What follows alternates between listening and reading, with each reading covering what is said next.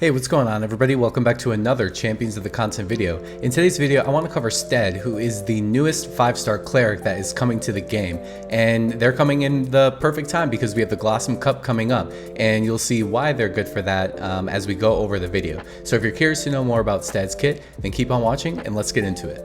Alright, so who exactly is Stead? They are a cleric and they use Dark Element, and the roles that they have in this game are they're a healer with regen, which is awesome, they're a dark magic attacker, they're an element debuffer, and an element attack buffer for the party. Alright, so now let's take a look at their stats. Their stats are very average for clerics that we've seen in the game. The only thing that I've noticed is that they're a little bit on the slower side, but for clerics that's okay in most cases because at the end of turns they can just go ahead and burst heal the party from the damage that they've taken.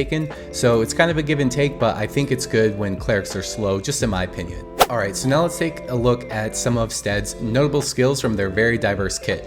So AoE heal with regen, they've got a decent potency, especially with the regen. They have an AoE burst heal with a decent potency as well. And then these next two skills are really important to take note of. So a one-hit staff attack with a medium chance to inflict bleeding with a decent potency of 120. And the same thing with their dark magic attack, a medium chance to inflict bleeding with a 170 potency. They also have a nuke dark magic attack with 260 potency. They have a single enemy 20% element defense down, and a full front row 15% element attack up. So like I said before, these bleeding skills are really important and it's one of the central parts of Stead's kit and the damage that he's able to output. And so his passives, when hit by a physical attack, 50% chance to counter with staff attack and inflict bleeding for 2 turns. And this is what I meant with where bleeding is super important for his kit. 30% damage up when attacking an enemy with bleeding. So when using Stead, his heals are great, no doubt, and they're going to come handy in any fight, but you're going to always want to make sure that bleeding is on the enemies because it's going to give them a big damage boost. And Scarecrow is a really good traveler to have synergized with Stead because he has an attack that can inflict bleeding on enemies too.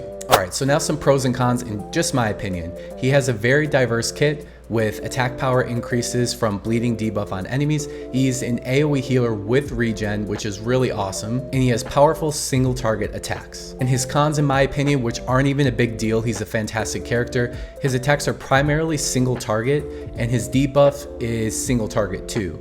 And like I said, none of these are bad, he's still a great character, but just some minor cons in my opinion. Alright, so what do you guys think about Stead? Are you going to be pulling? He's going to be really good for the Blossom Cup coming up. And not only that, but he's an AoE healer with regen, which I feel like is kind of rare at this point with 5 stars. And because 5 stars just have better stats, better survivability, better attack, defense, all of that, he's going to come in handy with just being a 5-star and a cleric, and the first 5-star cleric we have since Malar. So let me know down in the comments below if you guys are going to pull.